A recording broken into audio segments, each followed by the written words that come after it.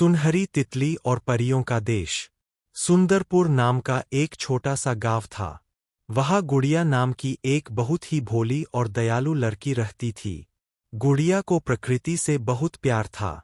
एक शाम, जब सूरज पहाड़ियों के पीछे छिप रहा था और पूरा आकाश नारंगी और सुनहरे रंग में रंगा था, गुड़िया अपने घर के पास के पुराने बरगद के पेड़ के पास खेल रही थी। अचानक उसकी नज़र एक ऐसी चीज पर पड़ी जो उसने पहले कभी नहीं देखी थी, एक चमकती हुई सुनहरी तितली। वह तितली साधारण नहीं थी, उससे छोटे छोटे सितारे झर रहे थे। गुड़िया मंत्रमुग्ध होकर उसके पीछे पीछे चलने लगी।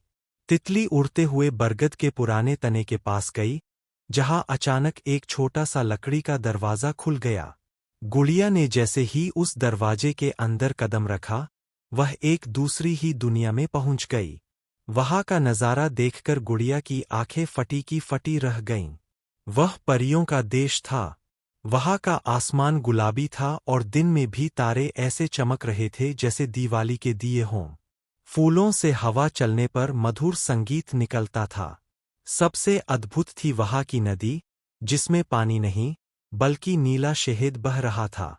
तभी वह सुनहरी तितली एक सुंदर परी में बदल गई। उसका चेहरा बहुत उदास था। उसने कहा, नन्ही गुड़िया, मेरा नाम झिलमिल है। हमारे देश पर एक भारी संकट आ गया है। एक अकेला और दुखी काला बादल हमारी परी रानी का जादुई डंडा चुराकर ले गया है। उस डंडे के बिना हमारे देश की खुशबू और चमक खोती जा रही है। क्या तुम हमारी मदद करोगी? गुड़िया ने बिना डरे हाँ कह दिया।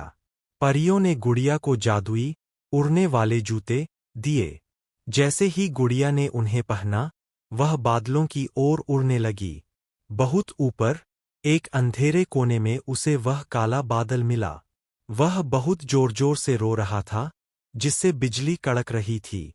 उसके हाथ में रानी का चमकता हुआ डंडा था। गुड़िया धीरे से उसके पास गई और पूछा, प्यारे बादल भाई, आप इतने उदास क्यों हैं? और आपने यह डंडा क्यों लिया? बादल सिसकते हुए बोला, मुझसे कोई प्यार नहीं करता। जब मैं आता हूं, तो लोग घरों में छिप जाते हैं। सब सिर्फ सुनहरी धूप और रंगीन परियों को पसंद करते हैं। मैं अकेला हूं, इसलिए मैंने सोचा कि अगर मेरे पास यह जादू होगा, तो शायद लोग मुझसे भी बात करेंगे। गुड़िया ने प्यार से बादल के धुंधले हाथ को छुआ और कहा, ऐसा नहीं है बादल भाई, आपके बिना तो यह दुनिया अधूरी है। अगर आप बारिश नहीं लाओगे, तो किसान अनाज कैसे उगाएंगे, फूल कैसे खिलेंगे और मोर कैसे नाचेंगे? आप तो जीवन देने वाले हो। बादल ने पहली बार अपनी अहमियत समझी। उसकी उदासी दूर हो गई और वह मुस्कुराने लगा। उसने तुरंत रानी का जादुई डंडा गुड़िया को लौटा दिया। बदले में गुड़िया ने वादा किया कि वह हर बारिश में बाहर निकलकर उसका स्वागत करेगी। परियों के देश में फिर से खुशियां लौट आईं। रानी ने गुड़िया को धन्यवाद दिया और उसकी जेब में जादुई सुनहरी धूल भर दी। गुड़िया वापस अपने गांव पहुंच गई।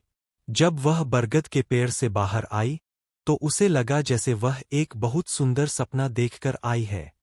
लेकिन जब उसने अपनी जेब में हाथ डाला, तो वह जादुई धूल अब भी चमक रही थी।